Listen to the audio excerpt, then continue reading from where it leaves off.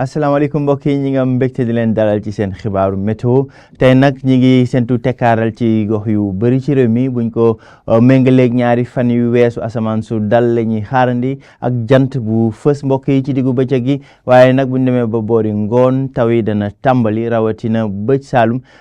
diggante Ziguinchor Sédhiou ak boori Kolda mbokk yi li moo gën a fës ci xibaar yi ñu jàlle suñu nataalu satellite di gis asamaan si dana leer bu baax ci diggu bëccëg gi ngoon si nag ay niir dañu jógee diggante Mali Guinée dugg si nag ci réew mi rawatina ca boori bëj Saalum bu ñu xoolee sax suñu prévision diggu bëccëg mbokk yi asamaan su leer lay doon jant bi dana fës bu baax ci bëj gànnaar réew mi waaye tamit ci diggu réew mi jëm ba boori Ndakaaru ak boori penku ngoon si mbokk yi jàpp guddi gi taw yi dana tàmbali ci diggante Ziguinchor Sédhiou Kolda ak booru Kédougou ay taw la yoo xam dana ànd ak dënnu mbokk yi waaye nag ci diggu réew mi dana ñu ngi fay séntu mbokk yi diggante ngoon jàpp guddi ay taw yu néew mbokk yi ci diggante Fatick Kaolack waaye Kaffrine ak boori Tambacounda tekkaaral nag la ñuy gën a séntu ci li des ci réew mi tekkaaral bu ànd ak jant bu fës waaye tamit tàngaay gu tar ca boori bëj gànnaar mbokk yi jàpp boori penku fanweeri degré juróom-ñeent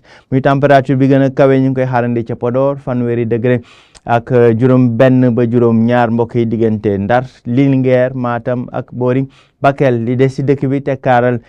mbokk yi température dana dal bu baax fanweeri degré ñaar ca Ndakaaru fanweeri degré ñett ba juróom diggante Sine Saloum ak Bawol waaye tamit ca boori Casamance ak penku réew mi mbokk yi li moo gënoon fës ci xibaar yi tekkaaral gannaaw taw yoo xam ni jot nañ ko nemmeeku démb ak bërki démb ci réew mi tekkaaral nag la ñuy gën a nemmeeku tey ci diggu bëccëg gi bu ñu demee ba boori ngoon nag taw yi dana tàmbali rawatina ca boori Casamance li moo gënoon fës ci xibaar yi jox leen dig daje